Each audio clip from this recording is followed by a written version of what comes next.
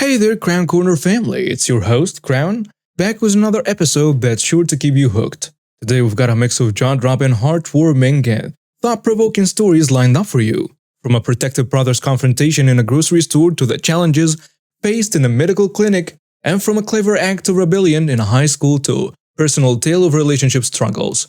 We're diving into real-life dramas that will make you laugh, gasp, and maybe even shed a tear. So sit back, relax, and let's jump right into these incredible stories. Remember, life's a journey with endless tales, and here at Crown Corner, we bring those tales right to you.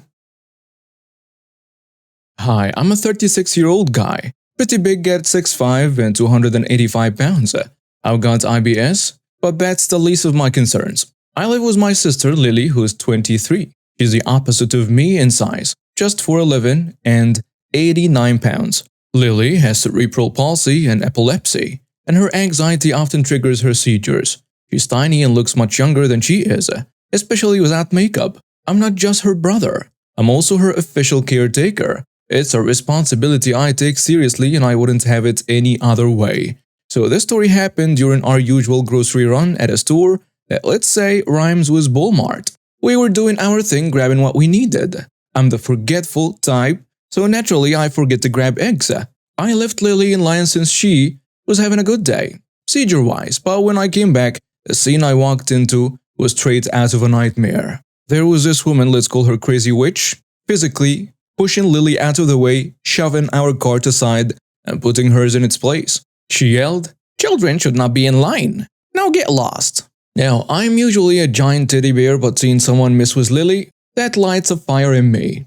I rushed over, pulling Lily close to me. "Touch my sister like that again, and I'll screw you up so bad, your kids will be born with my handprints on their face," I thundered. The Crazy Witch, completely unfazed, accused me of making things up, but before she could finish, she tried to punch Lily. Instinctively, I moved, taking the hit on my back. When she tried again, I grabbed her arm, twisted it behind her back, and, well, let's just say she wasn't going to use that arm for a while. I immediately checked on Lily. She was in the midst of a seizure. It was a bad one, triggered by the stress and fear.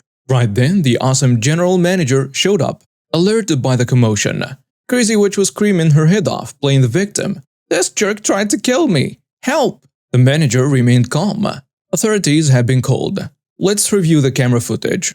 In the security room, it was clear as day. The Crazy Witch had assaulted Lily first. The manager assured us that the Crazy Witch would be banned from the store, and he respected that I was defending a disabled person, which in his eyes counted as self-defense. The cops arrived, took our statements, and reviewed the footage. They agreed it was self-defense. I decided to press charges, but only after ensuring Lily was okay. A few months later, we were in court.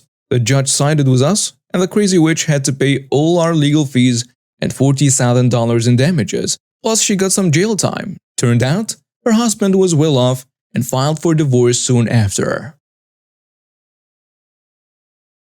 It was just another day at the clinic. There wasn't much going on since Kevin, just dealing with the usual patient woes, cough, sneezing, or minor bodily injury. When a young man, let's call him Todd, enters with his service dog, a beautiful border collie. Naturally, the dog brings out all the ladies in the office, myself included. My administrative assistant, nicknamed Nicole, does her regular scripted greeting towards the patient and asks the young man what brings him in. He came in because he wasn't feeling well. The assistant gets him started with the paperwork while myself, the medical assistant, and Red Tech are making cooing noises towards the sweet fur baby. While the patient is filling out the paperwork, this small conversation took place. I say, "Hi sir, how are you today? What brings you in?" "Todd, well you see, I haven't been feeling well. I'm having difficulty breathing in and out of my nose and I'm congested in my chest." "I'm so sorry to hear that. Can I ask, why do you have a service dog?" "We are legally allowed to ask this question due to ADA guidelines." "Oh, I was born with Usher syndrome." What is Usher syndrome?" Usher syndrome is where over time you progressively lose your ability to see or hear. In my case, it started when I left my mom. Yeah, because of my condition, I have also developed an anxiety condition that Abby was trained to sense and calm me down. "Oh, I'm so sorry to hear that, sir. Please don't hesitate to call or ask us for help filling out any of the paperwork." "Oh, thank you, but that won't be necessary. I can see a little, but some things are blurry. But thanks for asking." "Oh, sure, sir. If you need any assistance, let us know. By the way, your doggo is really sweet. What breed is she? Oh, Abby? She's a 3-year-old border collie, and she's been my best friend for years. I don't know what I would do without her. I've raised her since she was a pup. Oh, how sweet. Well, I better be getting back to work. I'll be seeing you and Miss Abby. Let me or Nicole know if you need anything. We part ways briefly to go get the room ready for Todd and Abby, and that's when we hear the door chime, indicating that another visitor has entered the facility. Per Nicole, she welcomes Karen. This woman looks like a version of Christy Alley. Hands her the necessary paperwork and Karen goes to sit down, only a few seats down from Todd. Todd gets up to hand Nicole the paperwork he's filled out, and Abby perks up and helps Todd across the room. Karen apparently didn't like this and keeps grunting and throwing nasty looks in Todd and Abby's direction. Todd and Abby take their seats and are waiting on myself and the MA to bring them to the back. Karen gets up and approaches Nicole. Here you go. She hands back the clipboard with the paperwork. Ma'am, I'm so sorry, but I noticed you haven't completed your paperwork. Is there something I could help you with? No, I don't feel comfortable here. I am sorry to hear that. Can I ask you how I can make you more comfortable? Why, yes. You can start by removing that filthy flea bag. Ma'am, I'm sorry, but that is something I cannot do. Why not? It's unsanitary to have a filthy animal in a sterile field. That dog doesn't belong here. Perfect timing. Poor Abby perks her ears up as she hears an ambulance pass by the clinic with its horn blaring, and she starts to howl. Oh, shut up, you filthy flea bag. She screeches at the dog. Shut that stupid mutt up. Todd says, I'm so sorry. Shush, Abby. He pulls on her lead and tries to get Abby to settle down. She doesn't often do this. Nonsense. That mangy mutt probably isn't a real service dog anyway. Probably just bought the vest off eBay. Lying jerk. Nicole tells her, Ma'am, I'm sorry, but you cannot be approaching our other patients or the dog. The dog is a service dog for this patient. Please, lower your voice, because it may disturb the other patients in the office. She then tries to redirect Karen. Would you like my help filling out your paperwork so you can be seen by the provider? No, I want this mutt removed and to speak to your provider. Sure, ma'am. Nicole places a brief call to the back nurse station and requests that I come to the front and gives a brief indication that there is an urgent matter happening out front. So I get up and go to the front where I greet and meet our Karen. Hi, ma'am. How are you doing today? Not so good, honey. You see, I came in here because I'm experiencing a lady problem, and this beast right here keeps making inappropriate noises and stinks. I've asked your receptionist here to do her job and get that beast out of here, and she refuses to kick that kid and his mutt out. It's just not okay. Oh, well, I am so sorry to hear that. What noises are you hearing that you find inappropriate? It's howling, panting, and it's just so nasty and unsanitary. I am so sorry, ma'am. But per the ADA, we cannot discriminate against the disabled or prevent them from using a service animal. What? He's abusing that animal. How can you people be so cruel and disgusting? You'll burn in hell, you piece of crap. She wags her finger at Todd. Ma'am, that is enough. You're going to have to calm down or I'm going to have to ask you to leave. There is no need for that name calling or for this issue to escalate. The dog is a service animal and is here to assist his owner in daily tasks. Now, if you would like to be still seen by myself or my provider, I can go ahead and take you to the back and have you wait in an exam room.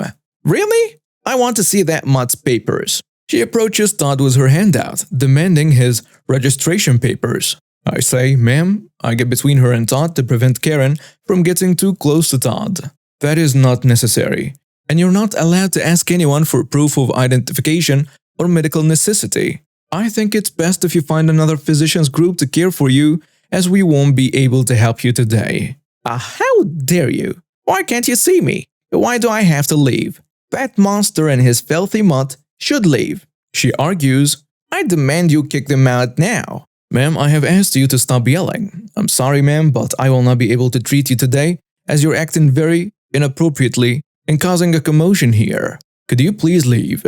Oh, shut up. I can do and say whatever the hell I want to, and I will not leave until I'm seen and that monster with his mutt are thrown out. While my back and attention were focused on Karen, Abby had gotten up and was alerting to the owner's distress cues from Todd. All of Karen's screaming had begun to make Todd panic. That's when Todd stood up, grabbed Abby's lead and just collapsed on the floor after lightly hitting one of the other chairs in the waiting room. I quickly turned around, rushed to Todd, and ordered Nicole to get the MA and other RN. "Oh, stop faking it, you stupid idiot." She then scuffles and approaches Todd. She kicks his boot, trying to make him move. Nicole returns with my MA and RN, while all three of us attend to Todd. Nicole asks Karen to step back a bit. "Why the hell do I have to step back? He's faking it. Get that damn mutt out of here. I told you this was no place for him." "Shut the hell up, damn it," I tell her. This was not my finest hour, but I was panicked and irritated at this woman's audacity. The whole room goes quiet. This will be one of the very rare occasions that I have ever gotten this angry. I call over my shoulder for Nicole to phone for the authorities and an ambulance. I proceed to position Todd on his back with the help of the RN. I check his airways and use my hands to feel the back of his neck and head to make sure there is no bleeding or swelling. I also use my stethoscope to check his heart and lungs. I then proceed to try and wake Todd up. He is not responding. I take out my ophthalmoscope from my scrub jacket pocket and try to look into Todd's eyes. I checked his pulse and asked my RN to get his blood pressure and pulse oximeter using her wrist cuff. I spoke over my shoulder to my MA to start an IV line. I did not think it was life-threatening, but I didn't want to risk it, especially with how quickly Todd went down. Besides, he had said he was having issues breathing, and I knew we did not have that type of equipment within the office in case he began to code. The longest 20 minutes of my life later, as an IV drip started, Todd was on a gurney bed of an ambulance and was being loaded into the back of it. I turned to the local authorities that followed the ambulance and asked them to remove Karen from the premises. "But you haven't even asked how I was doing." "Ma'am, you'd be lucky that I don't personally press charges against you for assaulting myself, my staff, and that patient. You should be ashamed of yourself." "Oh, pish posh. I did nothing wrong. You should be arrested for allowing that beast in here." The officer says, "Enough is enough. Karen, please follow me." But, the officer dragged her out of the office.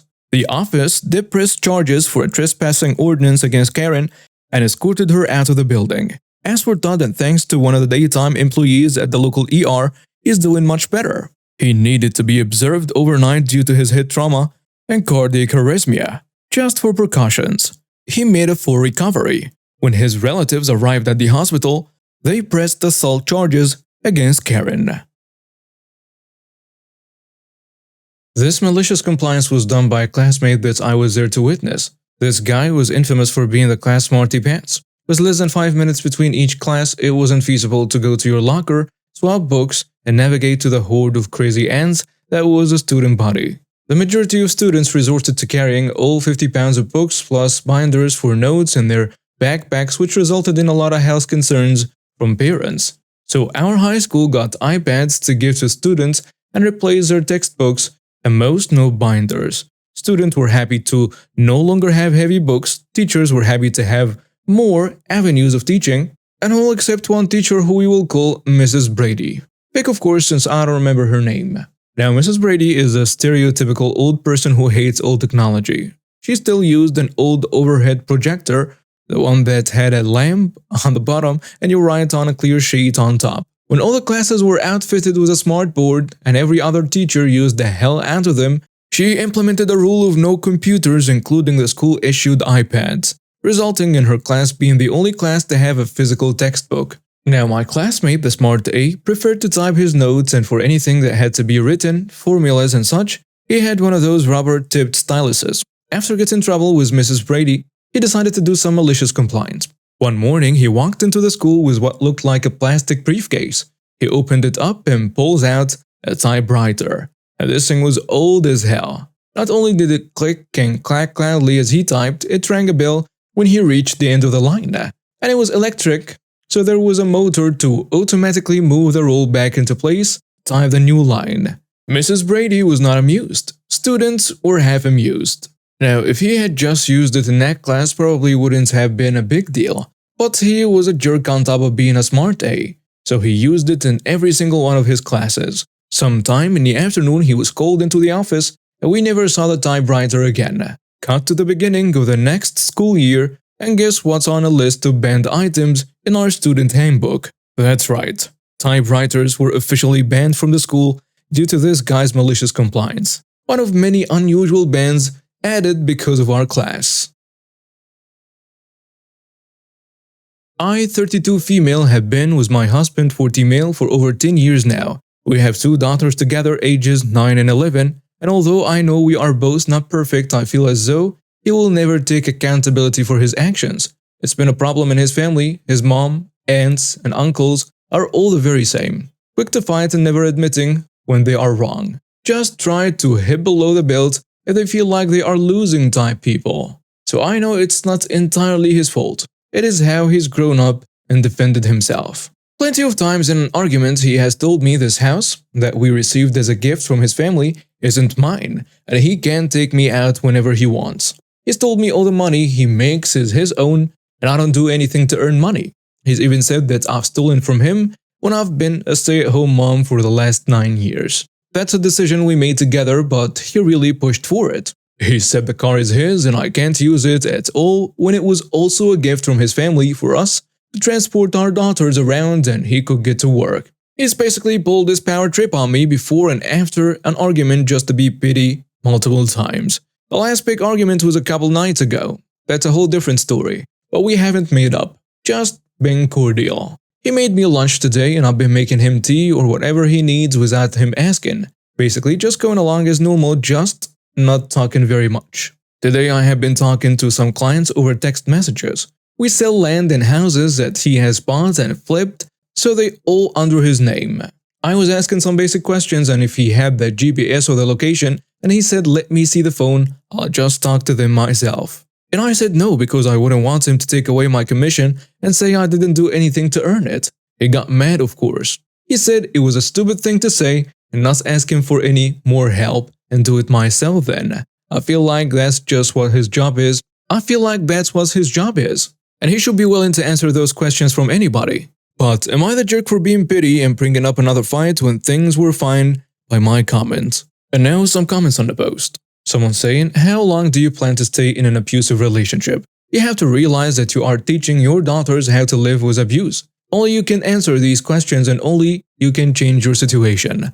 Not the jerk, the way I see it, it is you. Need either marriage counseling or a divorce. You could also benefit from individual counseling because you are definitely allowing yourself and your daughters to be in a toxic environment. Another commenter adds, not the jerk, he sounds awful and crazy pity. He's abusing you financially and emotionally. A real partner shares. A real partner supports. A real partner doesn't throw crap that's out of your control in your face.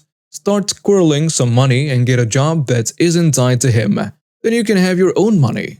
A third commenter goes with, sis, I'm going to be really direct. This guy has so many red flags, it's ridiculous. Look, you need to get a job outside the home yesterday. You need to start saving money as soon as possible in a separate account. You need to get your own ducks in a row because the very fact that he even made a claim like that and routinely does about who money/property belongs to is a massive concern. Likewise, just so you know, if you were to divorce him, he wouldn't determine what property belongs to whom.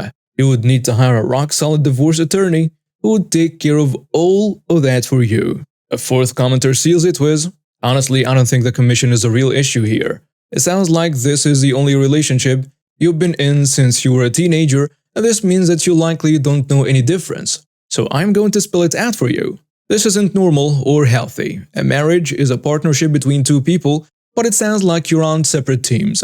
Him holding things like your house and car over your head is absolute bollocks when you've given up your job to raise the children you made together. This guy sounds controlling. Ask yourself, what would happen if you separated? It sounds like you're already doing all the childcare and still splitting work responsibilities with him.